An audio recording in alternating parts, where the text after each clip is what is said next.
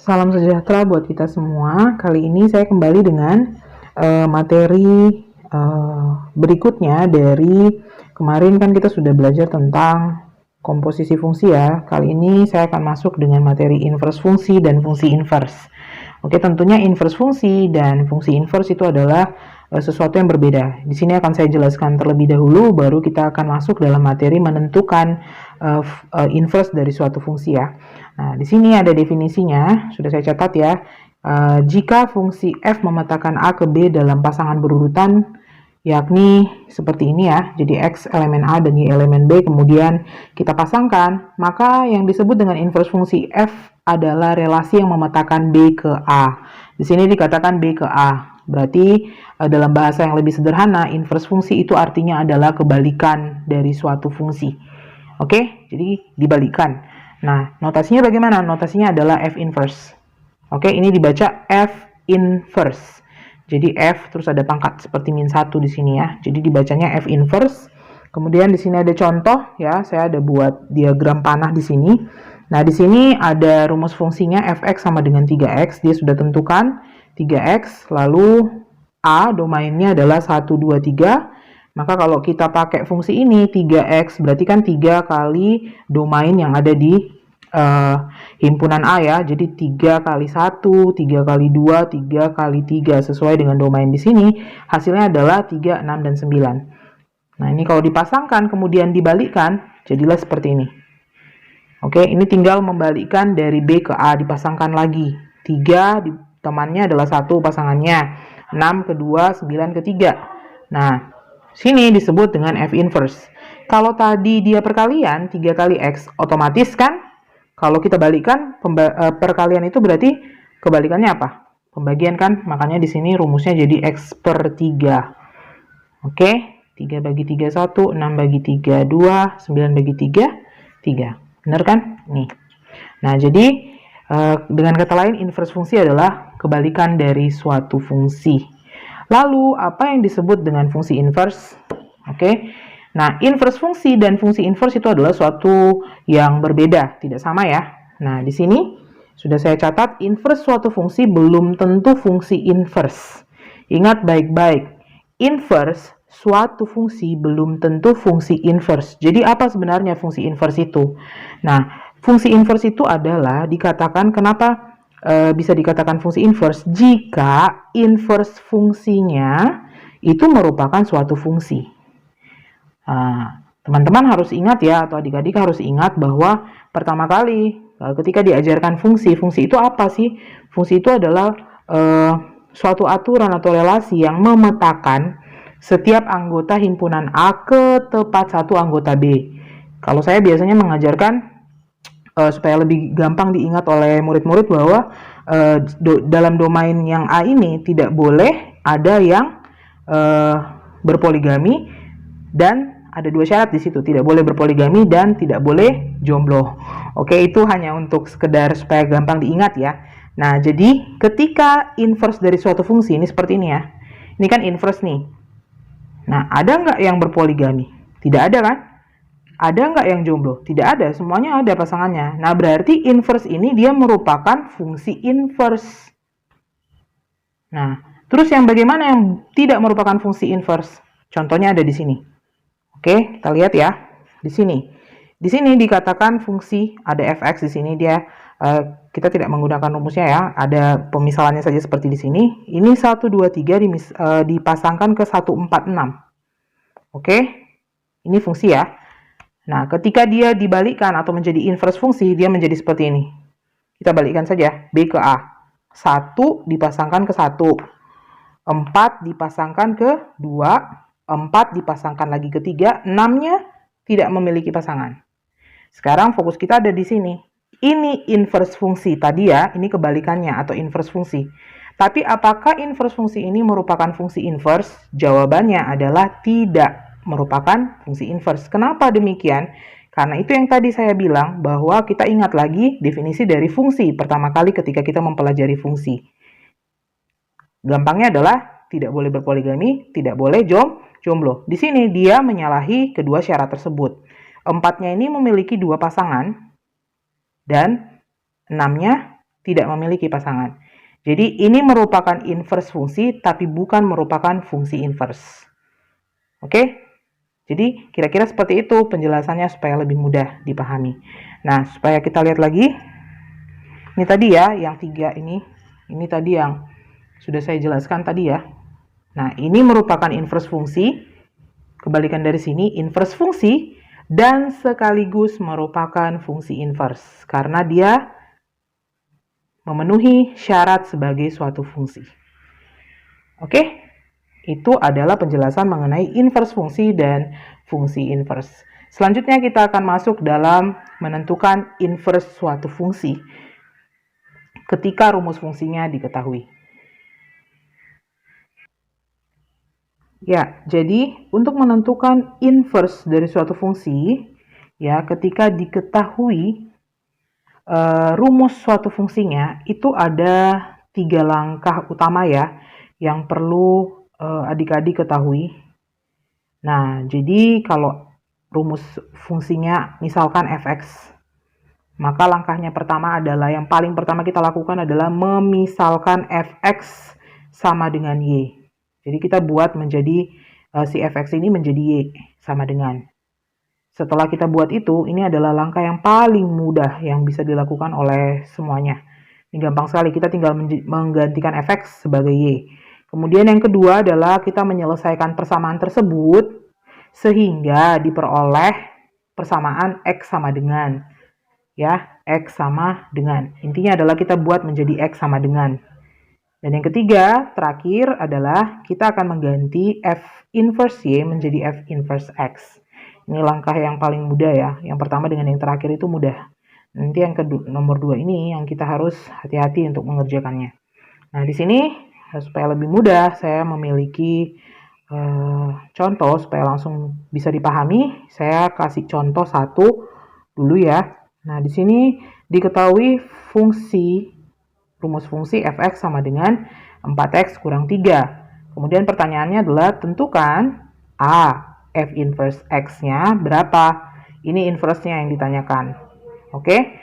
Kemudian yang kedua dia bertanya berapakah f inverse 1? Berapa sih nilainya f inverse 1 ini? Nah, kalau ada pertanyaan f inverse sekian, misalkan di sini angka 5, 1 atau berapapun itu, otomatis kita harus mencari f inverse-nya dulu. Kita akan mencari yang A ini ya. Baiklah, kalau seperti itu, mari kita akan ikuti langkah yang sudah saya tuliskan di atas ini. Yang pertama adalah memisalkan fx dengan y. Ini mudah saja. Nah, sini saya sudah tuliskan soalnya ulang, fx sama dengan 4x kurang 3. Nah, ini tinggal kita ganti aja menjadi y. Y sama dengan 4x kurang 3. Gampang kan? Tinggal gini aja. Nah, setelah itu, tahapan yang kedua, selesaikan persamaan y sama dengan fx sehingga diperoleh x sama dengan. Artinya, kita ubah ini ya, atau kita buat bagaimana supaya menjadi x sama dengan. Jadi, x-nya ada di sebelah kiri. Nah, ini supaya gampang ya. Ini saya ganti aja posisinya supaya lebih mudah terlihat, y-nya di sebelah kanan. Kemudian saya buat menjadi x sama dengan. Nah, ini karena masih satu suku, belum bisa ya. Jadi ini 4x sama dengan, yang pindah adalah min 3 ke ruas sebelah kanan. Jadi y min 3 jadi tambah 3. Setelah itu, kan kedua ruas ini 4 ya, masih ada koefisiennya 4. Supaya dia jadi x, berarti kan kedua ruas dibagi dengan 4. Oke, menjadi x sama dengan y tambah 3 per 4. Oke, nah kalau sudah seperti ini sudah hampir selesai. Kita tinggal buat ini kan x ya, ini jadi f inverse y sama dengan y tambah 3 per 4. Itu dia ya, jadi kita sekarang tinggal masuk ke yang 3. Ganti f inverse y menjadi f inverse x. Nah, ini variabel y yang di dalam ini kan dia berubah menjadi f inverse x. Karena ini berubah menjadi x, berarti setiap variabel y yang ada di sebelah kanan ini kamu ganti dengan x. Jadi y-nya tinggal diganti dengan x. Selesai. Ini adalah rumus atau inverse fungsi dari fx. Jadi x tambah 3 per 4, atau boleh juga saya menuliskannya sebagai Ini kan sama-sama bagi 4 ya, jadi tulisannya begini. Tambah 3/4 sama aja. Gak masalah, mau yang ini atau ini sama. Oke, ini adalah rumus dari F inverse X. Selanjutnya kita akan menghitung berapa F inverse 1. Berapa nilainya?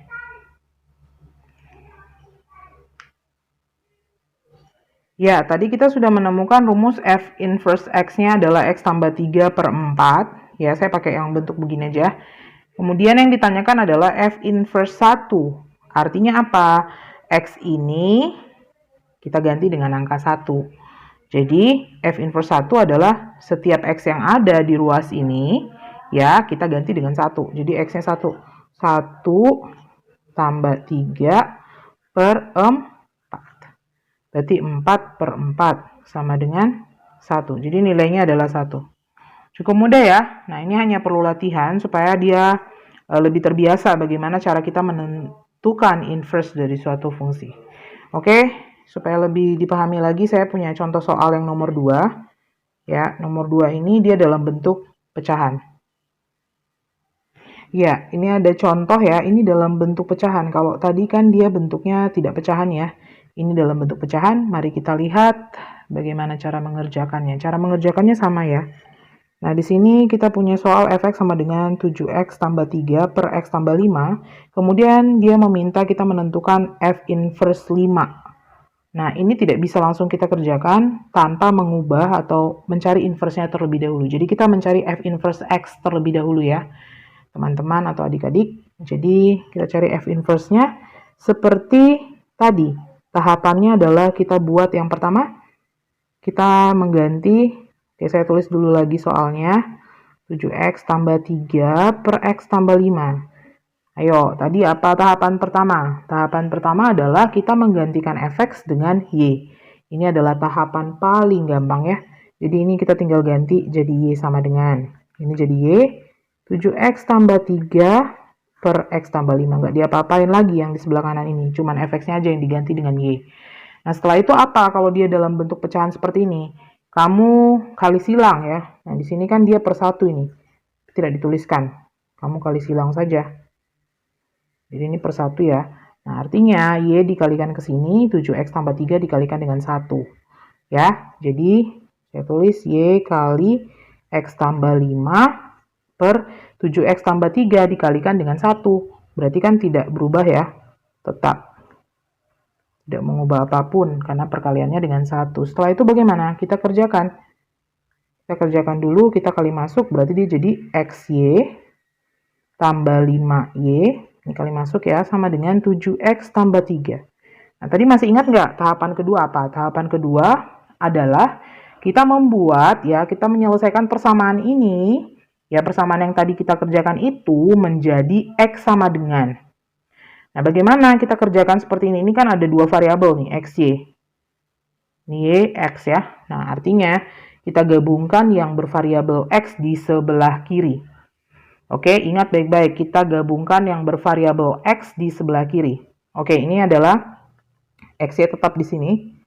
Kemudian yang pindah adalah yang ini, 7X ya. Berarti dia jadi tanda kurang. Nah, lalu 5Y-nya kita pindah ke kanan. Nih, dia jadi tanda kurang ya. Nah, tambah. Oke, setelah itu bagaimana? Setelah itu, ini kan sudah ada variabel X-nya nih, sama-sama punya variabel X. Ya, kita keluarkan. Kita buat pakai sifat distributif itu, kita keluarkan X ya. Maka di dalam kurung ini berarti sisanya adalah Y dikurangi itu 7. Sini tetap. Kalau sudah seperti ini, maka kita bikin X sama dengan. Nah, bagaimana nih? Ini kan kita mau dia buat di sebelah kiri jadi X sama dengan. Berarti kan ada pembagian dengan Y dikurangi itu 7. Kalau 4X kan per 4 gitu ya. Nah, ini kan supaya gini. Nah, habis kan? Nah, jadi karena di sini saya bagi Y kurang 7, sebelah kanan juga saya bagi dengan Y kurang 7. Oke, sudah. Jadilah X sama dengan 3 dikurangi 5Y per Y dikurangi 7. Nah, kalau sudah jadi X sama dengan, cara gampangnya langsung saja ya, kita buat menjadi F inverse X sama dengan, nah setiap Y yang ada di sini kita ganti dengan variabel X. Kita tinggal ganti Y dengan X. 3 dikurangi 5X per X kurangi 7. Oke, kita sudah dapat rumus fungsi inverse fungsi ya. Inverse dari suatu fungsi adalah sebagai berikut. Tetapi pertanyaannya adalah F inverse 5. Ya, dia bertanya berapa sih nilai dari F inverse 5? Nah, berarti yang F inverse X ini, setiap X-nya kita ganti dengan angka 5. Berarti 3 kurang 5 kali 5 per 5 kurang 7. Sudah, kita tinggal hitung saja. 3 dikurangi 25 per 5 dikurangi 7. Minus 2. Minus 22 per minus 2. Hasilnya adalah positif 11. Bisa ya? Bisa dipahami? Oke, saya harap ini bisa dipahami dan bisa terus dilatih ya kemampuannya bagaimana menentukan fungsi, inverse dari suatu fungsi, sehingga ketika ada soal-soal nanti bisa langsung dikerjakan dengan lancar. Seperti itu, ini saja video dari saya. Sampai ketemu di video saya selanjutnya. Terima kasih atas perhatiannya. Sampai jumpa lagi.